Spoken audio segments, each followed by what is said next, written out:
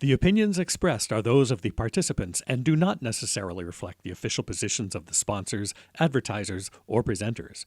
Advertising does not imply endorsement by the hosts, guests, and presenters. Germany recognized light as a pollutant, some very recently, like a couple of years ago, and then they developed the standards on reducing like blue LED light and some other specifications. And then Austria, they also very recently, actually, I think a year ago, they changed their Upper Austrian environmental law by again also introducing the light pollution as an issue. Tesla Induction Lighting Company, TeslaLightingCo.com. That's TeslaLightingCo.com. Folks, listen, there's something about induction lighting that makes it a great alternative to LED, particularly with outdoor lighting. They do lots of indoor lighting as well, but we're making the case here on Restoring Darkness for the night preservation and darkness restoration. But we need electric light still. We still need to have electric light. Everybody knows that. I know that. We don't want everything to be in the dark.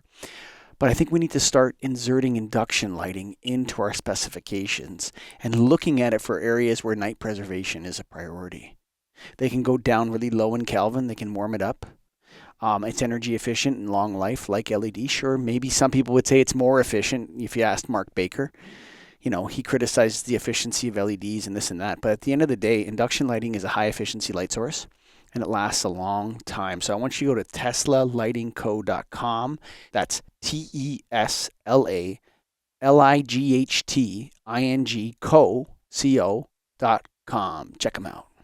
Welcome back to the Restoring Darkness podcast.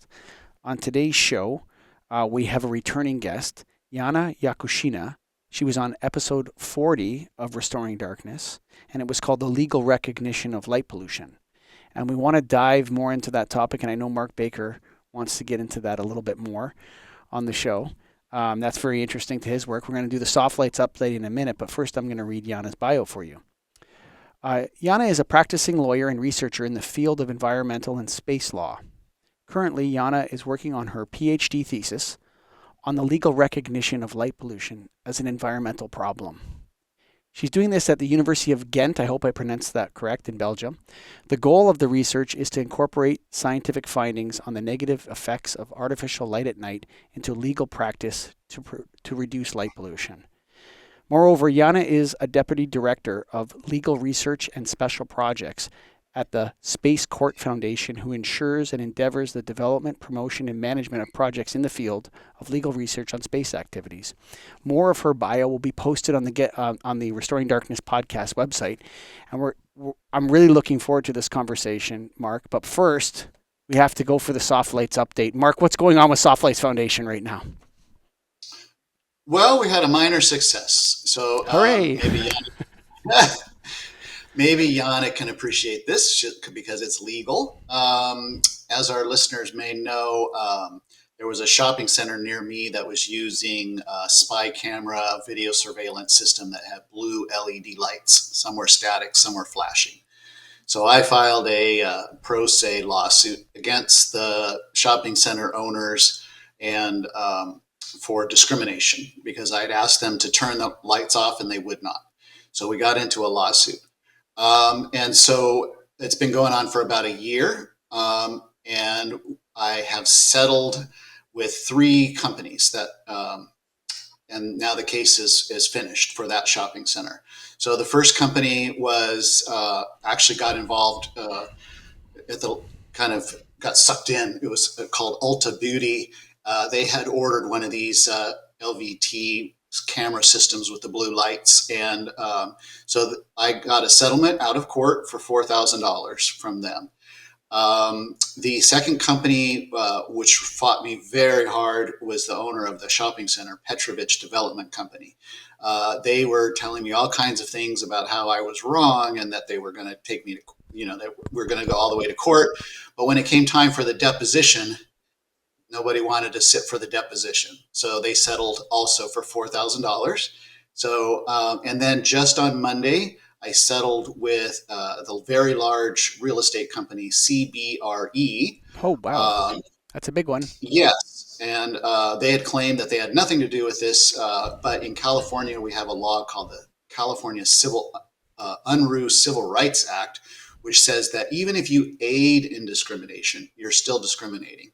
So we settled, and I got the payment yesterday for $6,000. So I'm pleased. It was a lot of work, and I've learned a lot about the law. And now we have many, many, many more cases to go after that, because the company itself, LVT, is still not turning off the blue lights system-wide. So, but at that plaza, are the blue lights off? They are gone. I can go there safely now. Wow. Okay, that's interesting. So, coming up with Greg and I in terms of another case that we're working on. I don't want to say because it's not yet before the courts. But yeah, it looks like we're going to be testifying in a Greg as the LC and the specialist. We're going to be testifying in a light trespass or outrageous lighting lawsuit, one neighbor to the other, and where the neighbor has Yana 160 foot candles in his backyard. That's a 60% higher than you need for 4K video, TV video in a professional sports stadium. So the light in this guy's backyard is literally 60% higher than you would need at Safeco Field or at the Rogers Center or some other outdoor venue where you want to transmit 4K TV signals, right? So it's interesting. We're starting to see victories, and the perfect guest to come on after that Soft Lights Foundation update, Mark, is Yana Yakushina. Welcome back to Restoring Darkness, and thank you for coming. Thank you so much for having me, and I'm very happy to see and hear about the successes. It's really big steps, small but big steps for light pollution community. Yeah, and there is a growing community around this issue, and it almost has its own momentum, Yana. When I look out and I see other people, like I'm going to be a guest on the podcast called Light Pollution News. There's a podcast called Light Pollution News, and they invited me to be a guest, and they're doing their thing over there and trying to get the word out. And you're obviously in academia. Tell me how it's going with your PhD thesis, and are you finished, and have you defended it yet, and all that kind of thing. I mean, I've been doing it for a while, but last year I just got funding. So now I have funding for doing my work, and I also became one of the scientific coordinators of Horizon Europe project. So it's a project funded by European Union, which is called Plan B. The main goal of this project is to kind of identify what do we know about artificial light at night impacts on terrestrial biodiversity, habitats, and ecosystems. Then we are developing science-based policy, which is my main kind of work to do. And then we also going to provide the handbooks for solution. So the main idea of the project is similar to my PhD. So I kind of combine this work together. Is all about developing an effective and united action at the EU level to reduce light pollution. And as my PhD, my PhD is doing well. I've published already some articles. One of them, I think, I'm pretty proud of it actually. It's called Light Pollution Regulations and Where to Find Them, where I attempted to put it that way, to analyze what is there on light pollution regulations. So what level the regulations are, which documents are there, at what levels, for example. So I developed the classification of everything, of a lot of countries involved. So I tried to grab a bigger picture. So to potentially identify what are the best solutions, what are the most relevant approach to really reduce the impacts and stuff. And yesterday, I just submitted a new article for Oxford International Environmental Law Journal. Hopefully, it's going to be accepted. It's going to be more legal journal where I framed light pollution within the international environmental law using the existing concepts and regulatory approaches. So, in my opinion, the current international framework, environmental protection framework, already includes the protection of the night. Mm-hmm. So we basically shouldn't invent a wheel and use what is already there to address the impacts. But we can dig into that. Yeah, we will in a second. I wanted to ask first though, Whenever I hear about international, so a lot of people, Mark, they say that the EU doesn't export anything, and that America and China and all these other countries are way better at exporting than the EU.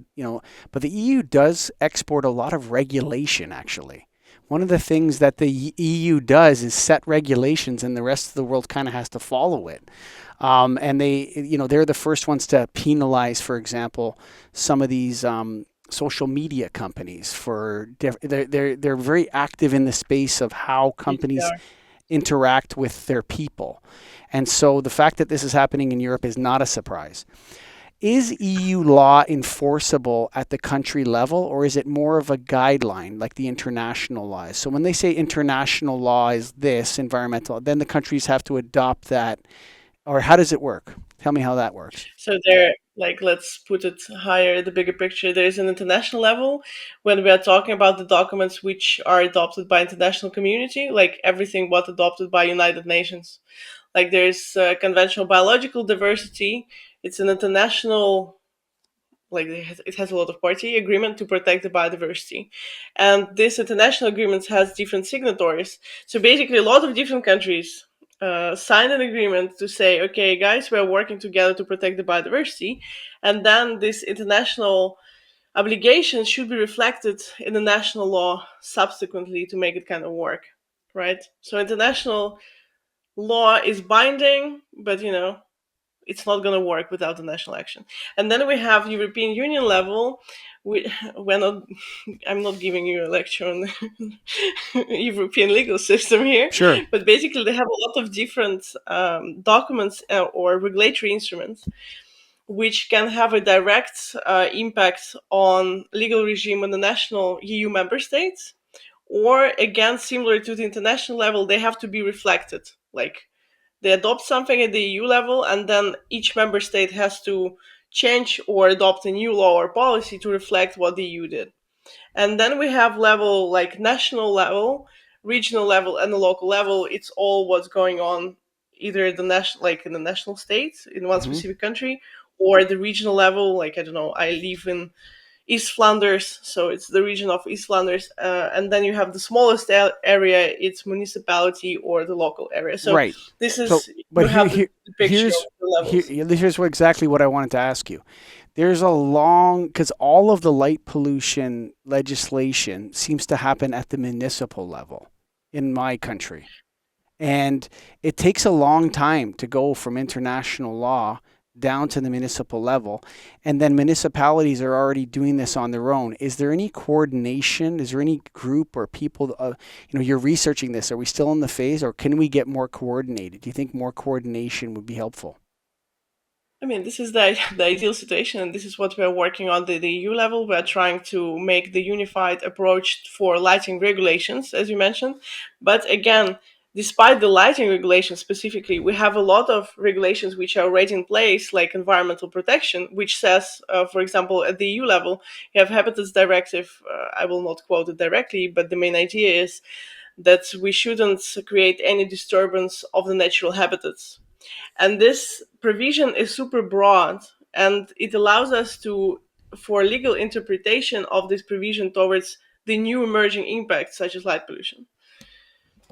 Hmm. So we can Okay. already act despite that we don't have the unified approach for light pollution regulations like lighting regulations, even though there is some stuff like at the EU you have road lighting standards, which is not binding but it's still followed everywhere. It's also very bad, but it's another conversation. Sure. But again, we have some aligned action which can be already used, even though light is not directly mentioned there, but indirectly that stuff is already applicable. I think so. That's what Mark, doesn't that, it kind of, that sounds like what you're doing. And when you are Yeah, listening to, discrimination. yeah, exactly. What you're doing is you're applying various kinds of discrimination law at the state and local level in order to get movement in the space. You've had success. I'm going to turn it over to you, Mark, now, because it seems like you and Yana are working at the same thing from different angles. You're actually in the courts, and Yana's in academia. You take the show here, Mark. Yeah, so No problem. Yeah. I'm trying to process this in my head because it's so much going on at so many levels. Let me talk about the United States for a second. Um, so in the United States, and I know it's true in other countries, but so light is electromagnetic radiation. So one of the laws in the United States at the federal level is that the Food and Drug Administration is required to regulate uh, unnecessary unnecessary electromagnetic radiation. And so light pollution is a term for unnecessary electromagnetic radiation. So the Food and Drug Administration should be collaborating with the United States Environmental Protection Agency to establish what is unnecessary electromagnetic radiation, and in the visible light part of the spectrum, right? So I guess my first question would be to you: is there any work going on in what you're doing that relates light pollution and electromagnetic radiation? I mean, I do exactly the same work. I don't only work in academia. I also work in the policy developments, and I work with different countries. So I'm trying to shape the law and shape the policy. Yeah, I don't go to the courts because, yeah, I don't like it, but it's another thing. In my article, which I just mentioned and which I just finished, and it's also the message which we are taking when we work. When we're trying to unify the work at the EU level, we always try to say that light is an environmental pollutant. So we're using the regulations or the current definitions on that light is environmental pollutant. I will give you the direct example from my recent article. So much advertising for that though.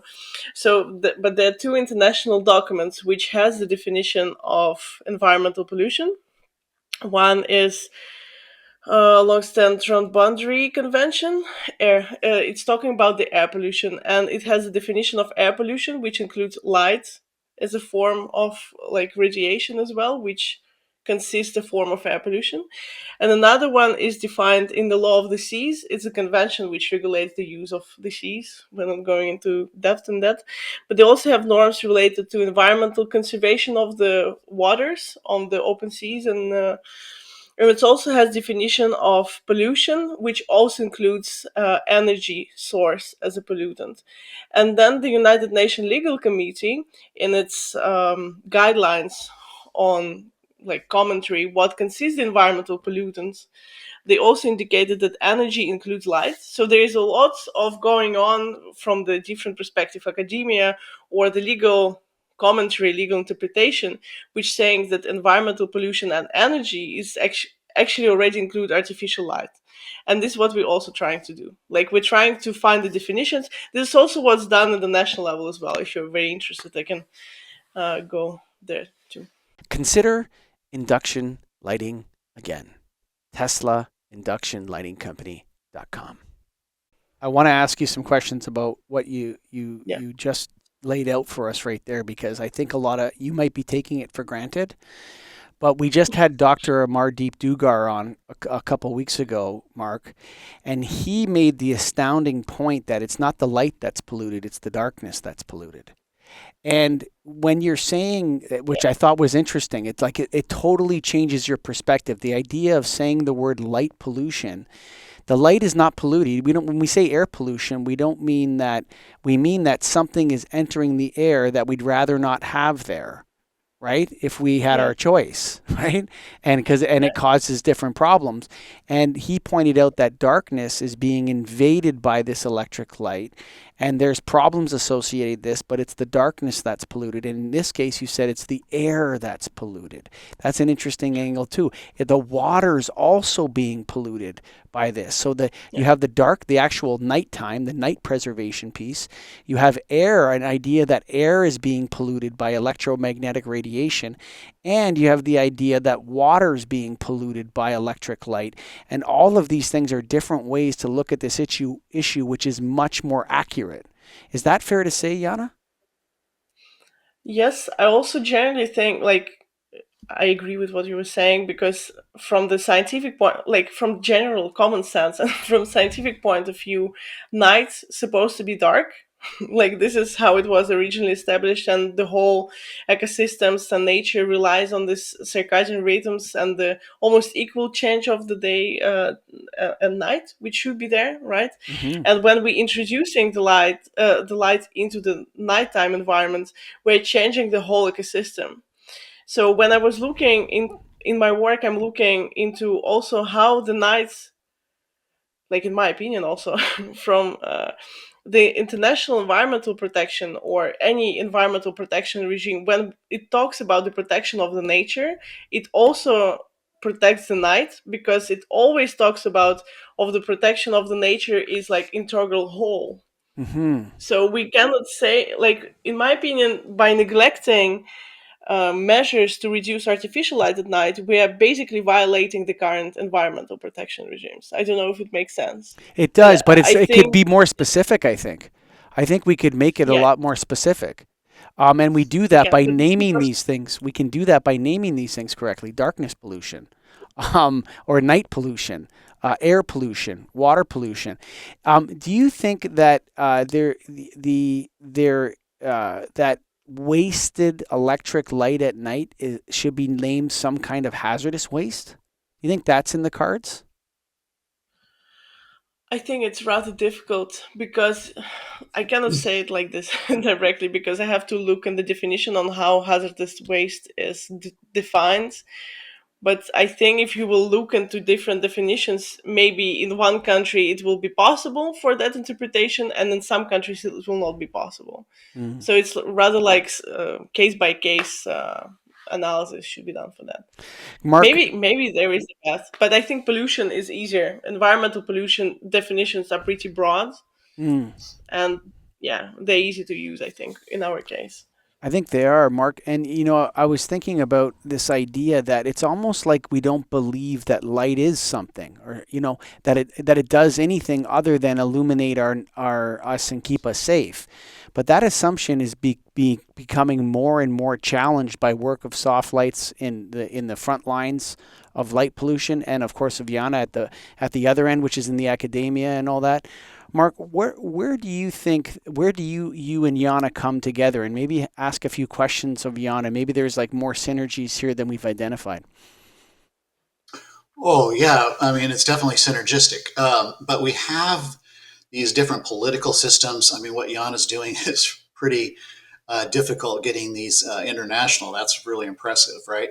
And so, like, the United States is signatory to many of these international agreements, and yet we have different political leaders that come and go, and then they pull themselves out of those agreements back and forth, in and out, in and out. It's hard to solve a problem when it can't stick in there. Um, in terms of these legal definitions, this is a really big deal for us, defining what light pollution is. Because when we had Mr. Professor Dugar on the show recently, and he talked about darkness pollution, I fully agreed with that. And yet, a little bit later, one of our supporters said, "Well, what about during the daytime? We are running into the LED flashing lights on vehicles and the LED lights that are left on from the street lights that should have been turned off. The wall packs are still on. So we are polluting the daytime as well. And for those of us with disabilities, it's making our lives extremely difficult. So I would say that darkness pollution is still not a perfect term. So I guess my question to Yana would be, in your work, are you working on definitions? I think you mentioned it, but just if you could say it again. Are you working on what's the definition of, well, we need definitions. So are you working on definitions of these terms? That's funny. But if you look at the legal systems, lawyers don't like definitions because it's very difficult to define something. Mm. And we have, like, I was just like, it's very recent for me because I was just writing a paper. So I looked in a lot of different international agreements, and none of them defined even nature or environment.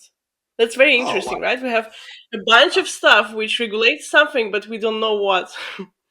So that's one thing about the definitions. When I looked into definitions from the like legal point of view, I'm more looking like into pollution, for example, because I look at it with assumption that the existing whatever agreements, laws, regulations can be already applicable to the issue of light pollution. So I try to see whether it's possible to interpret that. So I looked into pollution definition, environmental pollution, because I think it's the most common. Like darkness pollution, it's non-existing. definition in any legal system. So we will have to create this definition and then introduce it, while environmental pollution is already there, and we should see whether it's possible for such interpretation. To define light pollution, I don't want to do that, because when it goes for that, you have a lot of different, light pollution has so many different impacts, right? And you have a lot of different stakeholders involved into this dialogue, from the lighting industry, like biodiversity astronomers, and everybody want their own definition. And then there is also a legal definition, which is different from what academia, like science, will define. So I guess we should keep it as general as possible, and by using environmental pollution definition, like put comma light there, it makes our life way easier, because environmental pollution definition is there. So this is gonna be my, I think this is where I'm going with my work, I guess. Michael, if I could just one more thing, and then we can get back to you. But so when I contacted the Environmental Protection Agency in the United States, and I said, we've got this problem with light pollution, the letter that I got back is, well, we don't deal with that. We have we have laws from Congress to regulate air pollution. We have laws from Congress to regulate water pollution, but we don't have a law to regulate light pollution. Even though this is not really true, because the Environmental Protection Agency, their first word in their title is environment. Their job is to protect the environment. And you just mentioned that light pollutes the air, light pollutes the water, light impacts our health. Research recently is calling artificial light at night, especially blue-rich light, a carcinogen. Some researchers are now using that term. So I just wanted to mention that before I turn it back over to Michael. Well, it's interesting that there's kind of like this movement is kind of taking form. And when you see what I think what Yana is trying to say is that if you can work within the existing frameworks, make your case there. And that's what you're doing, Mark, every day. It's kind of like Yana's saying, yes, you can do this. Look at this research I've created. And Mark's on the front lines, and he's suing the EPA, he's suing property managers, he's making things happen. And so there are ways to apply existing law to this without having to start the whole regulation process over from scratch. That's exactly what I'm hearing from Yana. Yeah, that's what I'm hearing from you. I believe in it. Because we're coming back where we started when you mentioned that you mentioned the European Union, that they like over-regulating stuff. So to prevent this over-regulation, I think we should use what we already have, and we have a lot. And there's no need to constantly, if there is a new problem, they adopt a new law. Like, I don't think it's the best approach, because how lawyers are supposed to work with all this bunch of stuff? It's also will conflict with each other. So I think we should stick to more holistic general approach. In terms of the acceptance of your PhD amongst your peers, are there people at all in academia that have resisted this? I know outside you'll find resistance, but within academia, is everyone kind of aligned that what you're working on is good, and that, or do you have people that are maybe challenging you and pushing back a little bit? I have experience with academia, and I also have some practical experience with working with the governments or industry people when we're developing or suggesting policy. I never met anything like that in academia, but maybe it's European academia, which is very liberal. And they do research in a lot of different subjects, which for me even don't make any sense. Like, I rather would be judgmental of what people are working on, because I think when in my work I'm trying to be very practical. I don't only like research what light pollution or how we should define and dig into historical definitions of any type of form of pollution.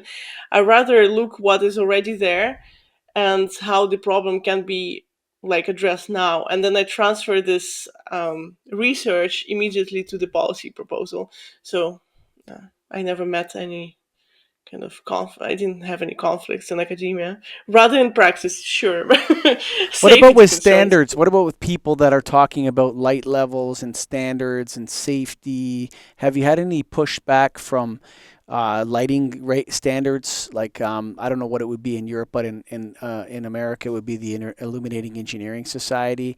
In Britain it would be the Society for Light and Lighting that would be looking at these regulations. Do you find that in Europe those people are cooperating with you, or are they avoiding you? Interestingly enough, within Plan B project, which we started 1.5 years ago, the first thing I did, like one of the project tasks, is to create kind of a network. And I was thinking we're working on policy, and to make things easier, I should unite as many different stakeholders as possible. So I immediately contacted CIE, which is the Commission Elimination something. Yes. Sorry, I'm not really good with the full names of them. And also Lighting Europe, who is representing lighting manufacturers in Europe, a very big organization. And I'm happy to hear that they're on board with us, at least in the discussions and the conversations. And I think it's very important. Like it's a little bit of ad, but on 21st of May we're having a light pollution regulatory workshop where there will be experts presenting on light pollution regulation development and policy developments in different countries, and people from lighting industry will be also there. So it's very important to hear different opinions, and even if sometimes we meet some opposition, we still talk through that. And then in the end of the day, they're also supporting the idea for the best lighting practices, which will reduce light pollution. Because for them, it's also a boost of innovation, right? New projects to reduce light, to make the better lighting. So I try to sell light pollution regulations from the different points of view. Yana, this conference that you just mentioned is an opportunity, maybe. Okay, so one of the things that we run into is measurement of how much pollution there is, the measurement of the light. And from our position, there are no good techniques right now to measure LED light. So LEDs are more closely related to laser than it is to traditional light sources. So many of the regulations that we find at the local level or even state level would, for example, try to measure the lux, the light landing on the sidewalk.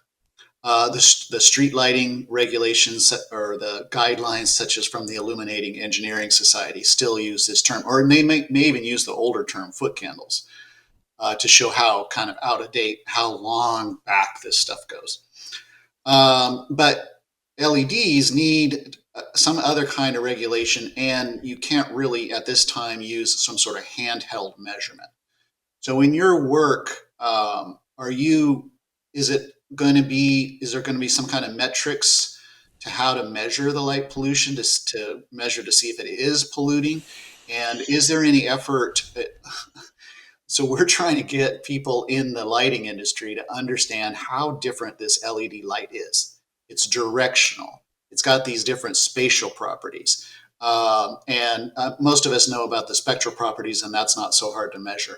The flicker, they're still working on the flicker, but we've got those digital properties as well. But for me, it's this spatial property, and that we can underestimate how much intensity is occurring because of the directionality and the tightness and the non-uniform spread of light. So I guess back to my question. So is there any in your work when you like go to this conference, are you going to be talking about how to measure light, or are the words that everybody's using is just, I don't know, how does it work?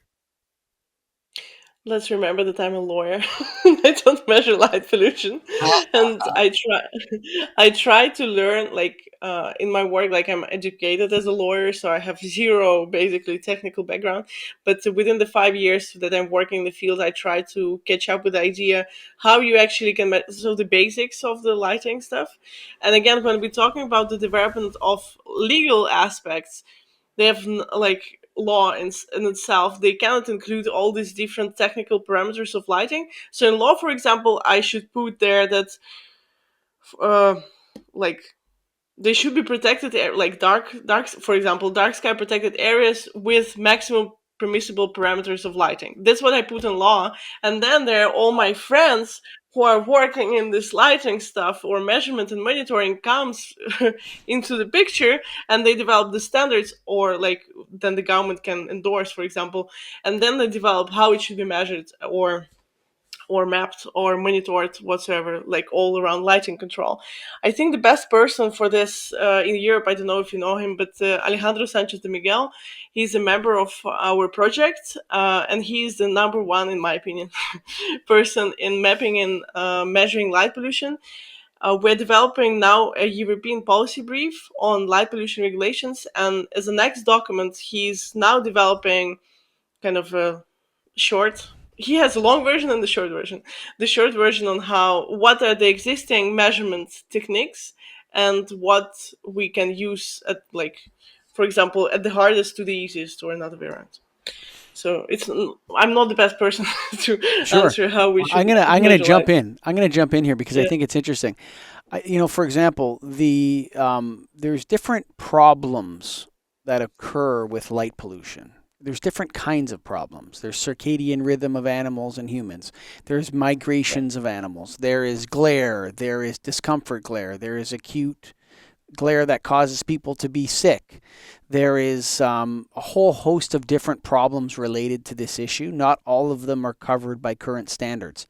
But if in the case that I'm involved with that I brought up earlier, the standards are adequate to handle the problem. You understand? You know what I'm saying? Like this person has the light level 60% higher than a professional or college level stadium which broadcasts 4K TV, and the actual light level recommended for what's the category?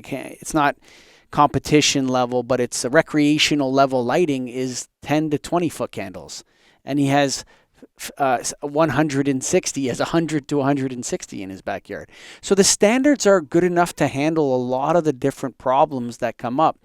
Yana, what Mark is saying is that there's actually something unique about LED light, or the way that fixtures project LED light, that's not being taken into account by the standards. That's a new kind of emerging legal issue. Have you seen any conversations about the actual LED light itself being a problem, as opposed to HPS, metal halide, Yeah, halogen, and so on?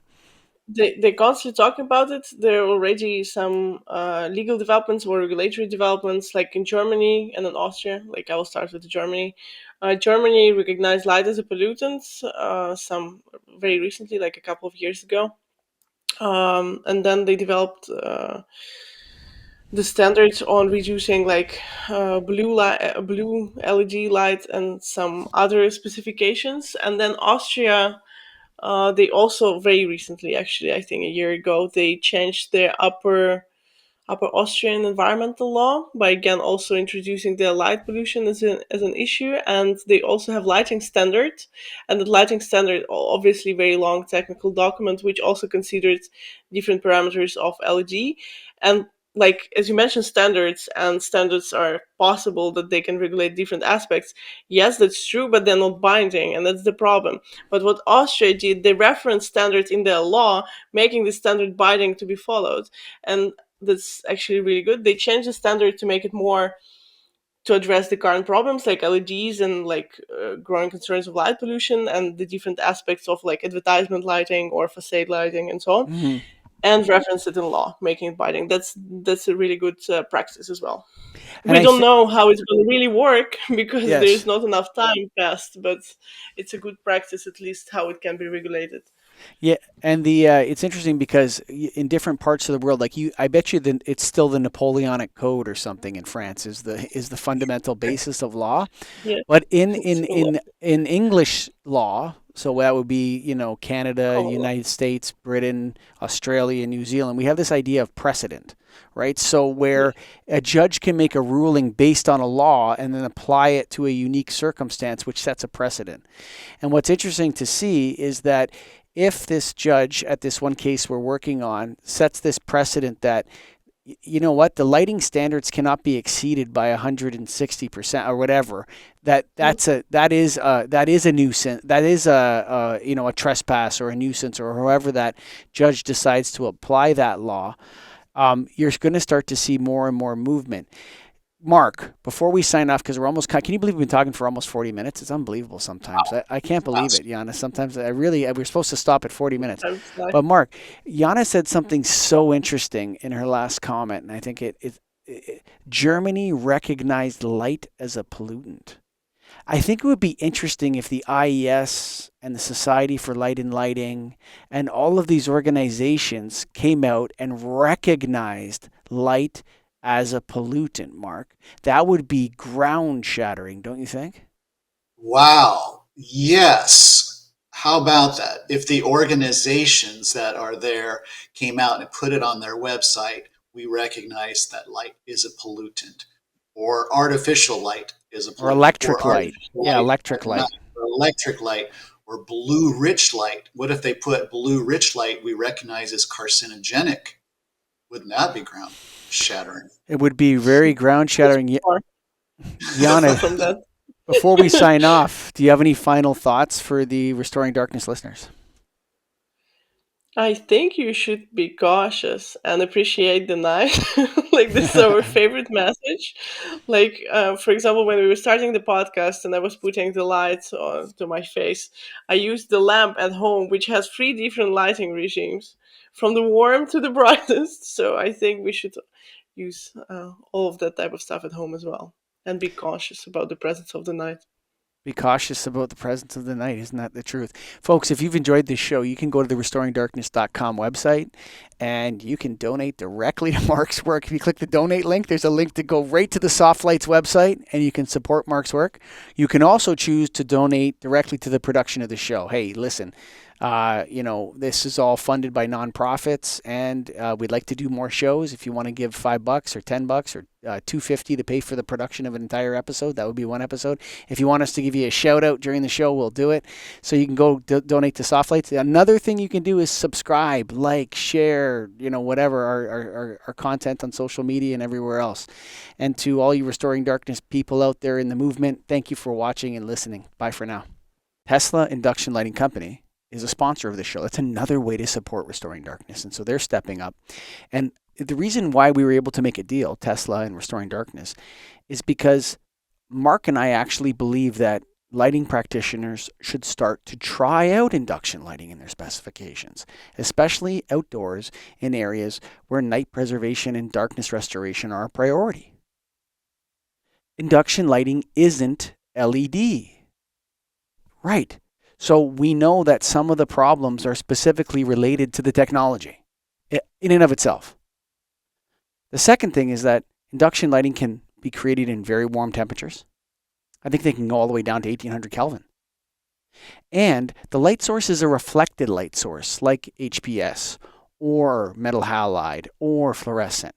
And so the intensity of the light source, or the luminance, or all these different jargon words, the bottom line is it doesn't create as much discomfort glare, just to start off with.